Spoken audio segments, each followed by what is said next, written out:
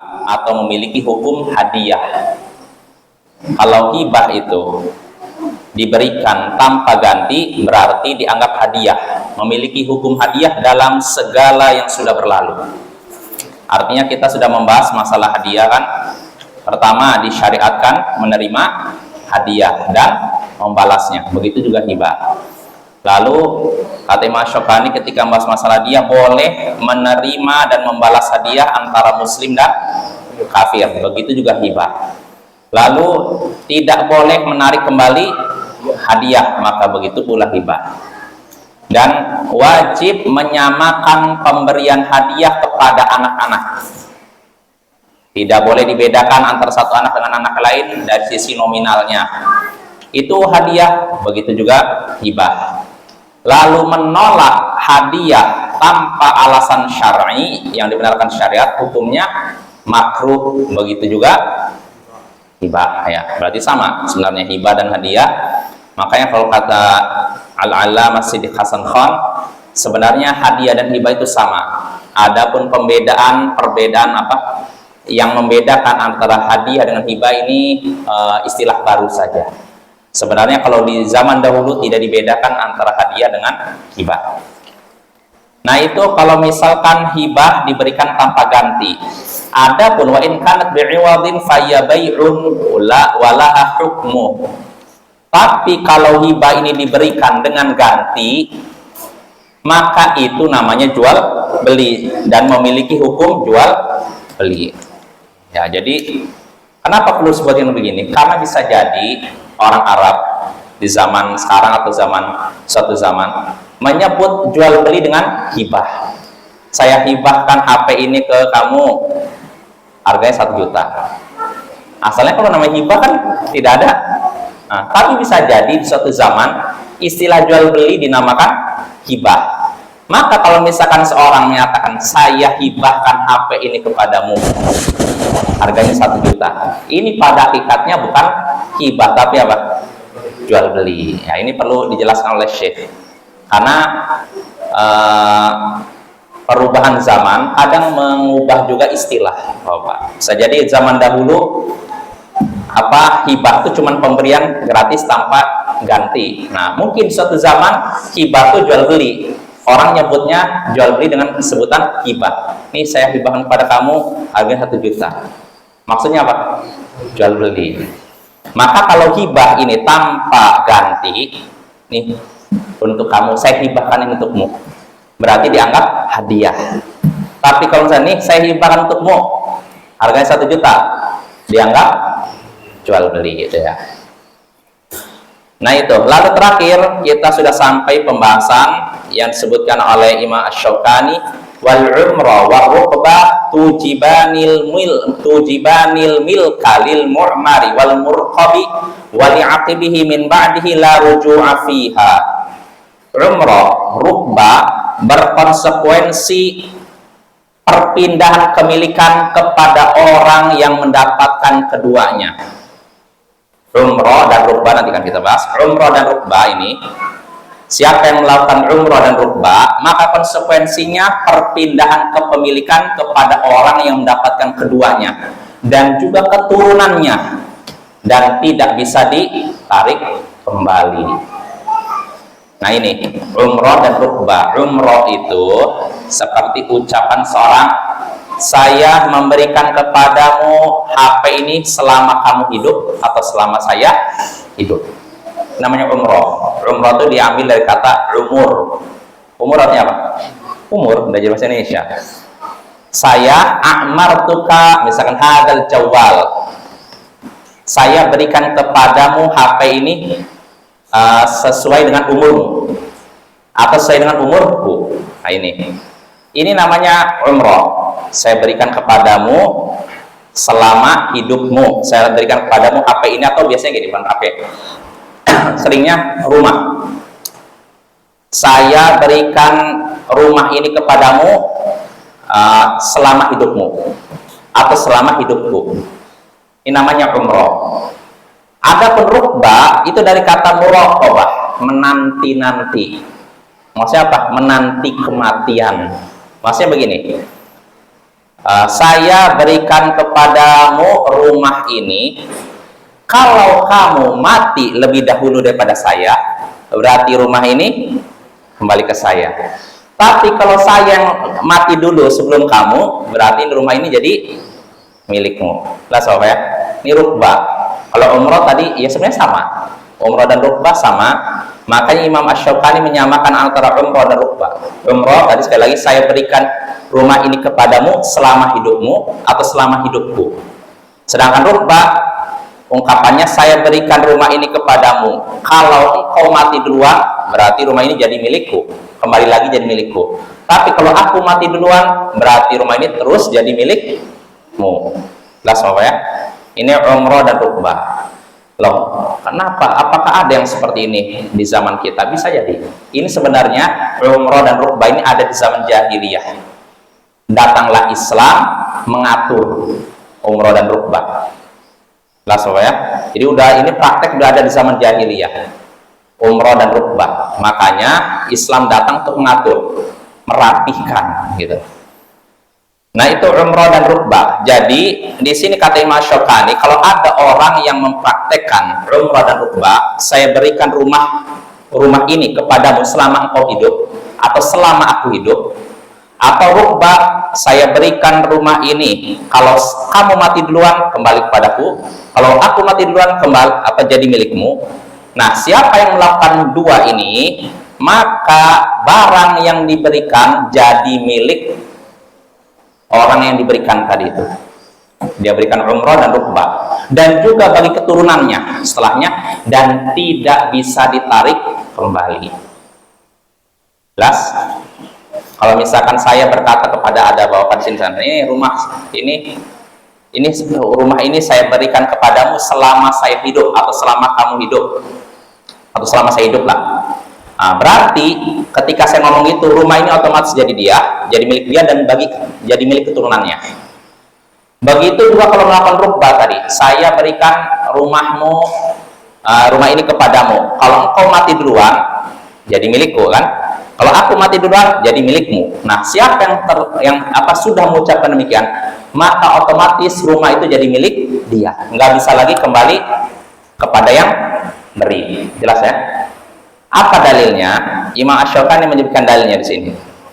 Kata Imam Asy-Syaukani, wa amma qaulul umrah wa rukbah yujibanil milka ila akhirih fali hadits Abi Hurairah fi sahihain wa ghairihima 'anin Nabi sallallahu alaihi wasallam qala al-umrah mirathu li ahliha aw qala jaizah.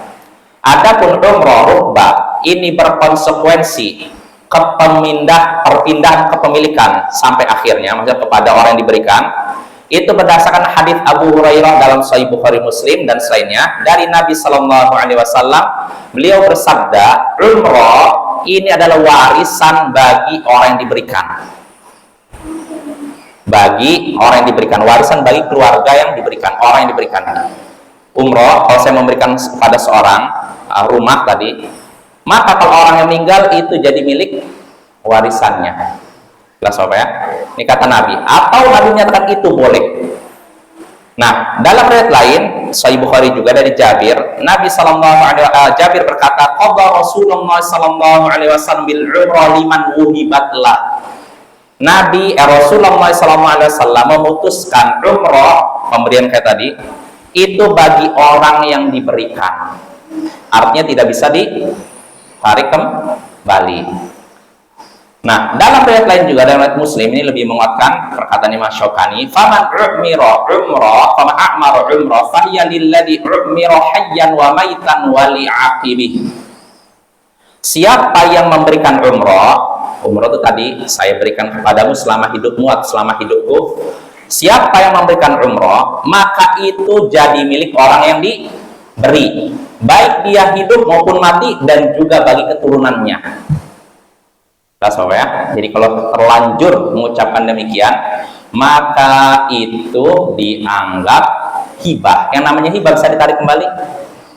Makanya ini pendapat para ulama menjelaskan kenapa nggak bisa ditarik kembali. Sudah diberikan. Ini aku memberikan rumah ini selama engkau hidup atau selama aku hidup, diberikan. Jadi milik dia, nggak bisa tarik kembali. Kenapa? Karena itu hibah, dan hibah tidak bisa ditarik kembali. Kalau tarik kembali sama seperti muntah lalu dijilat kembali. Jelas apa ya? Nah, itu keterangan dari Imam Syaukani. Lalu berikutnya, disebutkan sini, ya hadisnya sama Bapak, kurang lebih ya, siapa yang menerima umroh, maka itu bagi orang yang menerimanya baik semasa hidupnya dan semasa matinya.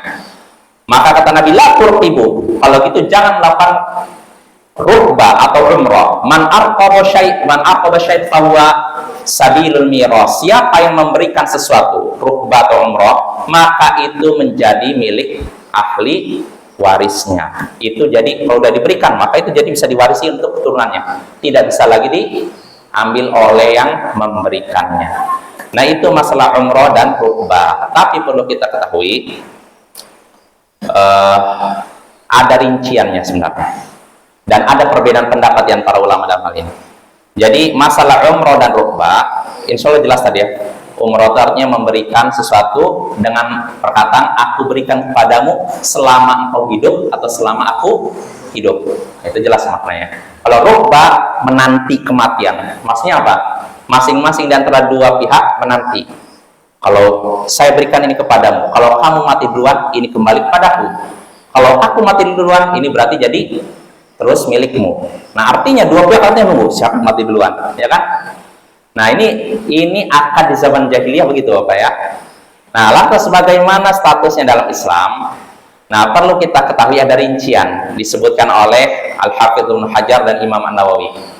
Kata Al-Hafidz Ibnu Hajar, kalau misalkan seorang menyatakan kata umroh dan rukbah tadi dan disebutkan dengan jelas untukmu dan keturunanmu, maka itu adalah hibah yang tidak bisa ditarik kembali. Misalkan seorang menyatakan aku berikan ini kepadamu selama hidupku dan hidupmu, atau aku berikan kepadamu dengan kata umroh ya, aku memberikan umroh ini kepadamu dan juga keturunanmu. Kata-kata yang disebutkan kepadamu dan keturunanmu. Walaupun dengan kata umroh kan seumur hidupku kan. Nah, siapa yang mengucapkan demikian, maka itu otomatis jadi milik orang yang diberi dan juga jadi milik keturunannya kalau dia sudah mati. Tidak bisa kembali sama sekali kepada siapa? Kepada pemiliknya. Nah, timbul pertanyaan, kalau misalkan orang yang diberi ini misalkan tidak punya keluarga, gimana? Kembali lagi kepada yang memberi? Ya, dalam hal ini pendapat jumhur kembali kepada pemerintah. Jadi baitul mal. Hartanya jadi baitul mal. Baitul mal itu kas negara itu. Nggak bisa kembali lagi kepada si ini karena hibah. Hibah nggak boleh tarik kembali. Nah, ini kalau pertama Bapak, kalau disebutkan dengan jelas saya memberikan umroh ini kepadamu dan keturunanmu setelahmu gitu. Ini otomatis tidak bisa kembali gitu. Yang kedua, kalau misalkan seorang berkata, saya dengan jelas, saya memberikan ini kepadamu selama kamu hidup. Kalau kamu sudah mati, kembali kepadaku. Disebutkan dengan jelas seperti ini. Saya memberikan umroh ini kepadamu selama engkau hidup. Kalau engkau mati, kembali kepadaku. Disebutkan dengan jelas seperti ini. Maka kalau dia ternyata mati, apakah diwarisi ahli warisnya atau kembali ke ini? Mana nih? Hah? Kembali pada pemiliknya? Setuju? Yes. Hah? Gimana tuh? Kalau pertama jelas, saya memberikan ini dengan kata umroh kepadamu dan keturunanmu. Dia nggak nyebutkan syarat nanti kalau kau mati kembali kepadamu, enggak. Ini jelas milik dia dan keturunannya, ahli warisnya. Tapi kalau dia menyebutkan yang jelas, saya berikan ini kepadamu selama engkau hidup. Kalau engkau mati, maka kembali kepadaku. Berarti kalau dia mati, jadi milik ahli warisnya atau kembali kepada pemberinya? Nah, kata jumhur ulama, kembali kepada pemiliknya. Dan ini apa dalil jumhur? Perkataan Jabir bin Abdillah yang disebutkan oleh Imam Syaukani di sini. Apa perkataannya? Di sini kata Jabir bin Abdullah, innamal umrah allati, ini dalam disebutkan dalam Sahih Muslim, Musnad Ahmad dan Sunan Abu Dawud. Kata Jabir, innamal umrah allati ajazaha Rasulullah sallallahu alaihi wasallam an yaqula hiyalak wa li'aqibik. Umrah yang diizinkan oleh Rasulullah yaitu seorang berkata kepada orang lain, ini milikmu dan keturunanmu. Umrah ini milikmu dan keturunanmu. Ini otomatis jadi milik orang yang diberi. Kalau dia meninggal jadi milik ahli warisnya. Ini kata Jabir.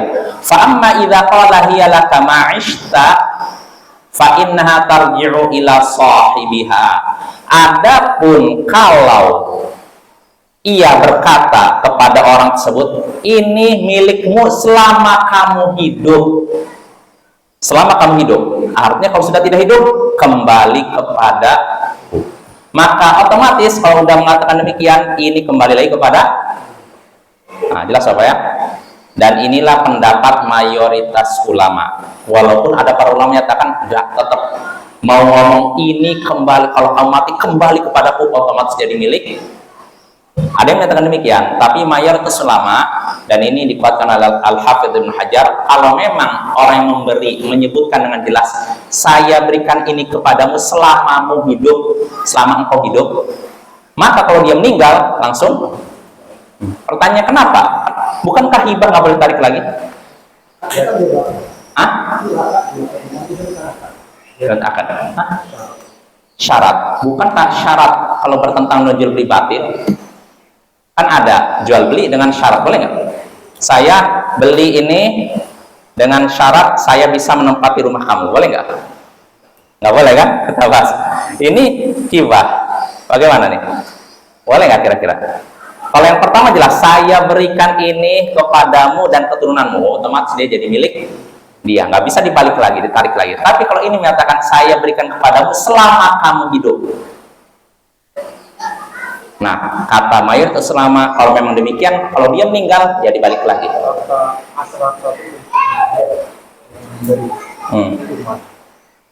Jadi ini milikmu selama kamu hidup. Ini milikmu. Ini namanya apa? Hibah kan? Hibah boleh tarik lagi nggak?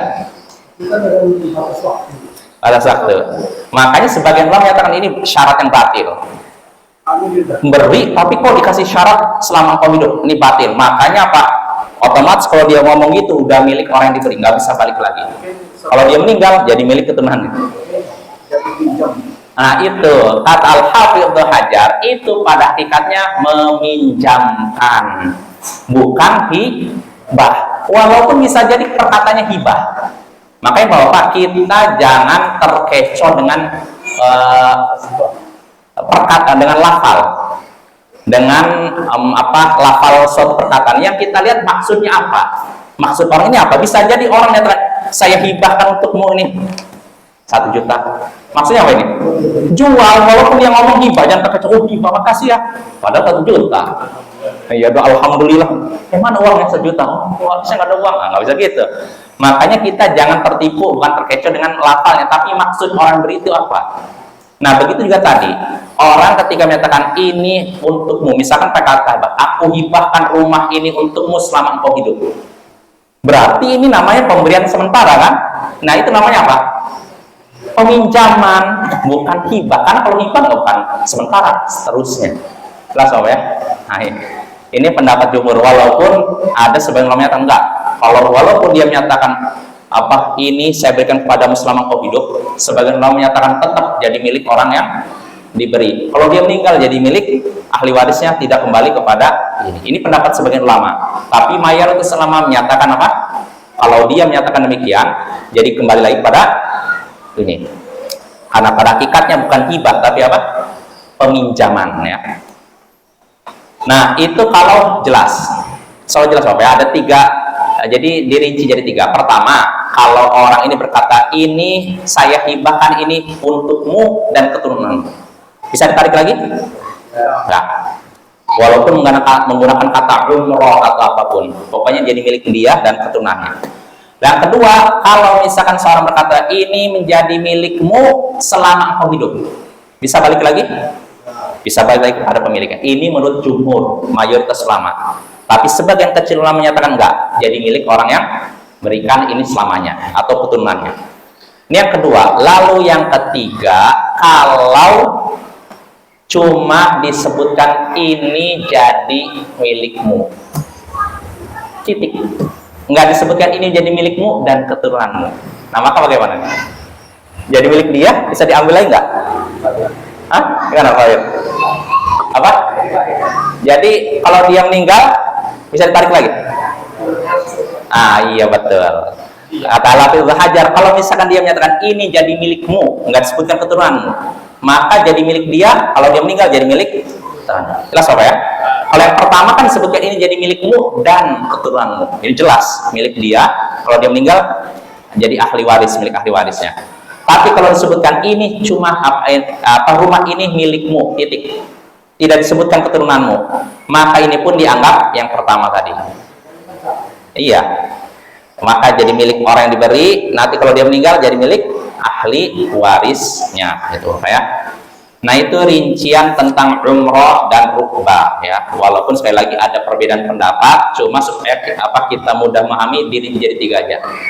Insya Allah kalau dengan rinci tiga kita tidak terlalu bingung. Pertama, kalau si pemberi ini menyebutkan dengan jelas bahwa hibah itu ditujukan kepada seorang dan keturunannya, otomatis jadi milik orang tersebut dan keturunannya dan tidak bisa ditarik kembali.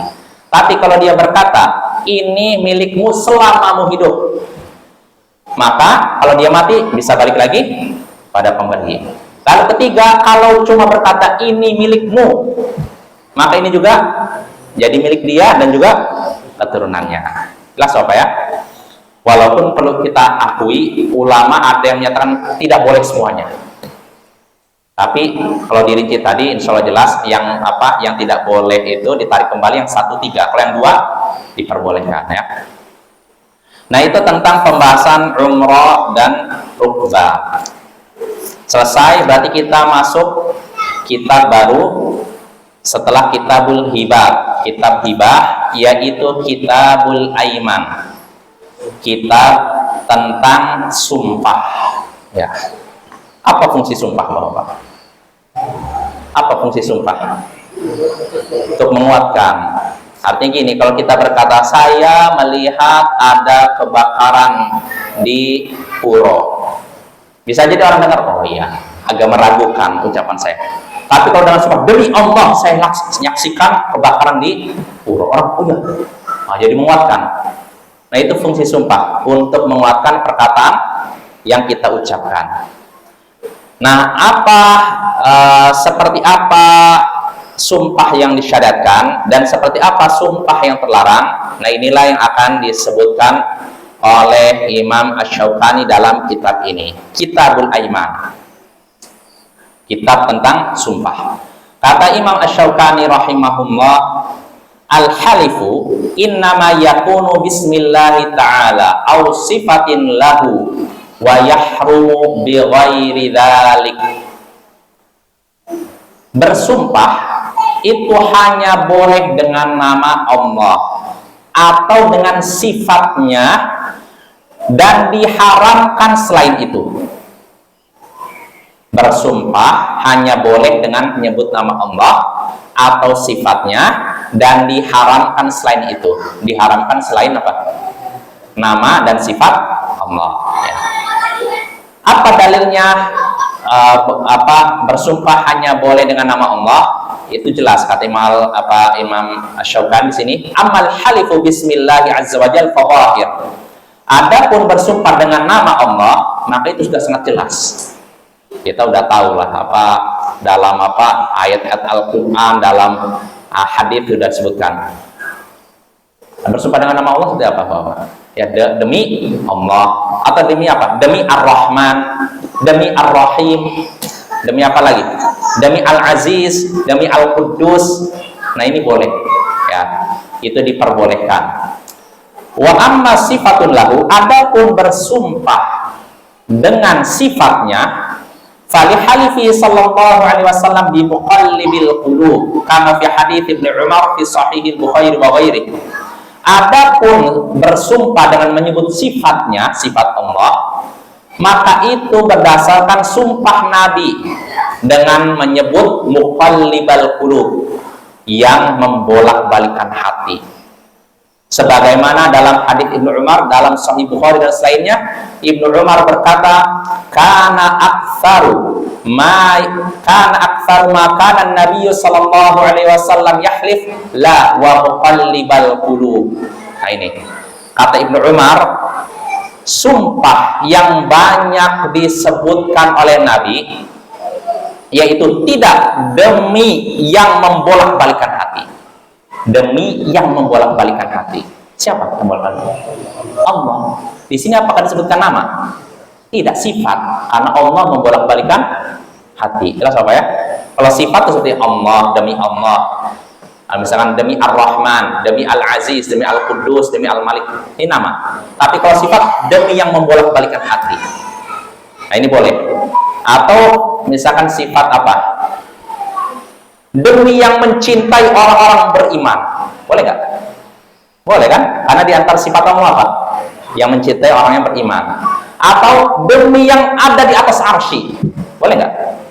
Karena yang di atas arsy ini sifat Allah. Jelas apa ya? Jadi boleh dengan nama, boleh dengan sifat. Timbul pertanyaan, bolehkah bersumpah dengan nama Al-Quran? Boleh? Tidak boleh? Boleh tidak? Tidak boleh? Oh, sepakat nih? Boleh, Jess? Demi Al-Quran? Boleh? Boleh? Demi Al-Quran? Iya, demi Al-Quran. Nggak boleh ya? Masya Allah. Boleh ya? Nggak boleh, sepakat ya? Boleh tadi? Hah? Inilah penting. Ini penting Bapak nih, supaya kita nggak bingung. Kan tadi yang disebutkan oleh Imam Asy-Syaukani, bersumpah itu boleh dengan nama Allah atau apa? Sifatnya. Nah, sekarang saya nanya, Al-Quran, apakah nama Allah? Bukan. Apakah sifat Allah? Saya menanya, Al-Quran, perkataan Allah. Perkataan Allah sifat Allah bukan? Iya, sifat Allah berarti kan? Kalau Allah kan? Al-Quran itu kan perkataan Allah. Yang namanya perkataan Allah sifat Allah bukan? Atau makhluk Allah? Kalau makhluk Allah kita jadi Mu'tazilah nih sekarang juga. Nah, kalau Allah berarti Al-Quran merupakan salah satu sifat Allah. Makanya boleh kita bersumpah demi Al-Quran. Boleh. Karena Al-Quran merupakan salah satu sifat Allah. Al-Quran perkataan Allah. Nggak mesti harus kayak gitu. Nggak mesti. Jadi nggak mesti begitu. Jadi kita boleh mengatakan demi Al-Quran. Kenapa? Karena Al-Quran itu kalamullah, perkataan Allah. Sedangkan perkataan Allah, berkata ini termasuk sifat Allah. Dan kita boleh bersumpah dengan sifat Allah. Jelas ya?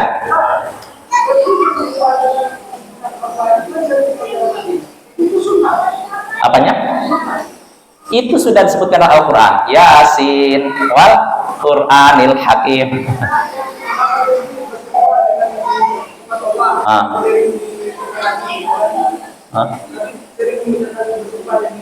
Iya. Oh iyalah, boleh, diperbolehkan. Sebagaimana kita juga boleh berdoa dengan menyebut sifat Allah. Kalau dengan nama Allah jelas lah. Ya Rahman, tolonglah saya. Boleh nggak? Boleh kan? Nah, tapi kalau sifat Allah sudah apa? Ya, misalkan apa? Ya, contohnya tadi, ya muqallibal qulub, wahai yang membolak-balikan hati, tolonglah saya. Boleh nggak? Boleh. Atau gini, misalkan seperti Nabi apa? Ya dzal jalali wal ikram, wahai yang memiliki keagungan dan kehormatan, tolonglah saya. Boleh nggak? Boleh. Jadi doa boleh dengan menyebut nama dan sifat Allah. Begitu juga sumpah. Sumpah boleh menyebut dengan nama Allah atau sifat Allah. Ya, boleh. Dari praktekkan oleh Nabi. Praktekkan oleh Nabi. Nabi dalam beberapa kesempatan doa dengan menyebut sifat Allah. Doa bersumpah dengan sifat Allah. Diperbolehkan, Bapak ya. Itu yang diperbolehkan. Adapun selain dengan nama dan sifat Allah, ini diharamkan. Dan itu syirik. Saya mau nanya nih, berikutnya lagi.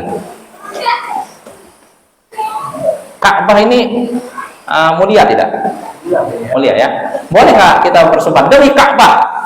Atau jangan Ka'bah lah, mungkin kalau Ka'bah bingung, Ka'bah demi rumah Allah, boleh nggak? Hah? Kenapa nggak boleh?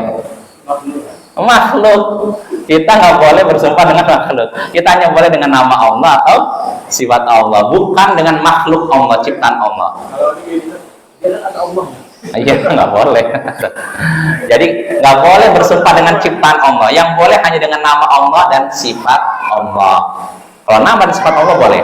Tapi kalau dengan ciptaan Allah, Ka'bah atau apapun, ini tidak diperbolehkan.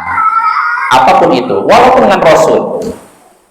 Siapa makhluk yang paling mulia di sisi Allah? Nabi kita kan? Tapi boleh nggak kita demi Rasul? Boleh. Nah itu. Nah ini seperti ini Bapak, ini perlu kita sebarkan. Karena, kenapa? Oh demi arsy nggak boleh.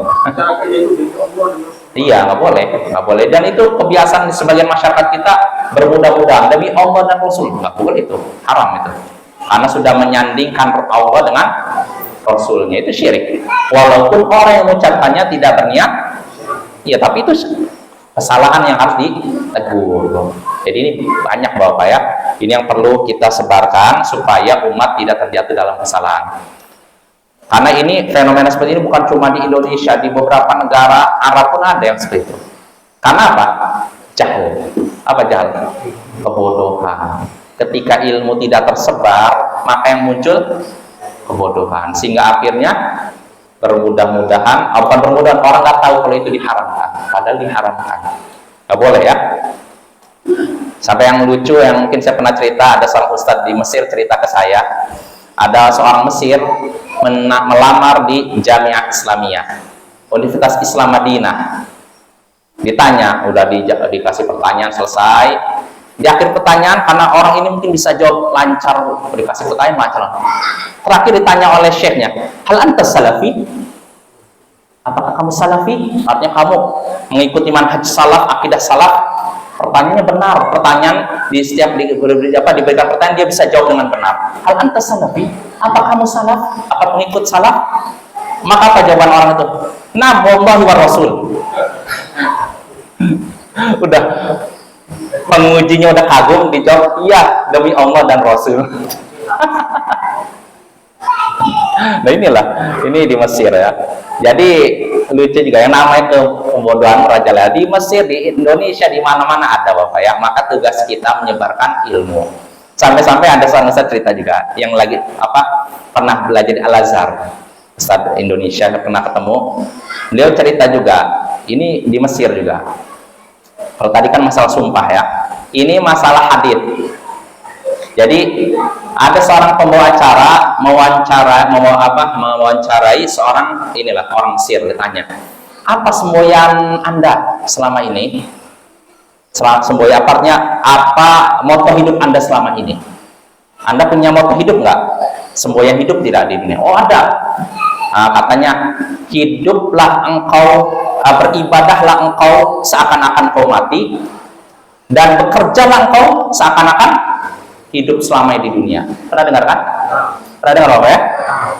Setelah menyebutkan itu, si ini reportnya berkata, Sadaqallahul Azim. Dikiranya ayat Al-Quran, padahal itu apa? Hadis palsu. Ini kan kayak gini terjadi di Mesir. Mesir dengan Arab Saudi dekat nggak? Itu menunjukkan kebodohan merajalela. Nggak di Indonesia, nggak di Malaysia, di Mesir yang namanya kebodohan merajalela, dan itu perlu kita obati. Makanya diobatnya dengan cara apa? Belajar, dan belajar. Sebarkan ilmu ya Bapak ya. Nah itu tentang sumpah. Habis nih. Kita lagi. Yaudah pertemuan berikutnya aja Bapak ya. 26. Atau saya baca dalilnya aja. Dalil tentang kita hanya boleh bersumpah dengan nama Allah atau dengan nama sifatnya. Itu tentang bersumpah dengan nama Allah sifatnya. Artinya bersumpah dengan selain nama Allah dan selain sifatnya hukumnya apa? Haram. Makanya kata Imam Asy-Syaukani di sini, wa amma qaulul halifi bi ghairi ismillahi ta'ala wa sifati haraman. Adapun bersumpah dengan selain nama Allah dan dengan selain sifatnya itu diharamkan. Fali hadits Ibnu Umar 'inda Muslim wa Muslim 'inda Muslim wa ghairi Itu berdasarkan hadis Ibnu Umar dari dalam Sahih Muslim dan lainnya, anna Nabiya sallallahu alaihi wasallam sami'a Umar wa huwa yahlifu bi abi. Suatu hari Nabi mendengar Umar bersumpah dengan menyebut ayahnya. Ya, demi bapakku. Maka apa reaksi Nabi? Nabi bersabda, innallaha nahakum an tahlifu bi abaikum. Sesungguhnya Allah melarang kalian bersumpah dengan menyebut ayah-ayah kalian, leluhur kalian. Faman kana halifan falyahlif billah aw liyasmut. Siapa yang mau bersumpah, maka hendaknya bersumpah dengan nama Allah atau diam. Nah itu. Ini menunjukkan nggak boleh bersumpah dengan nama bapak atau siapapun. Kalau ini masih belum jelas. Yang lebih jelas lafal hadis yang menyatakan man halafa bi ghairillahi faqad kafar au asyrak.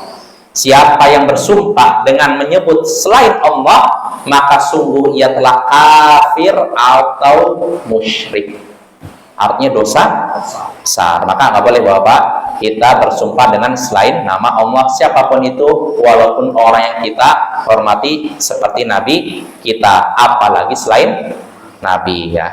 Ya mungkin dulu, insya Allah pada pertemuan berikutnya kita lanjut masalah ini lebih dalam lagi. Wassallallahu ala nabiyyina Muhammadin wa ala alihi wa sahbihi ajma'in. Akhiru da'wana anil hamdulillahi rabbil alamin. Assalamualaikum warahmatullahi wabarakatuh.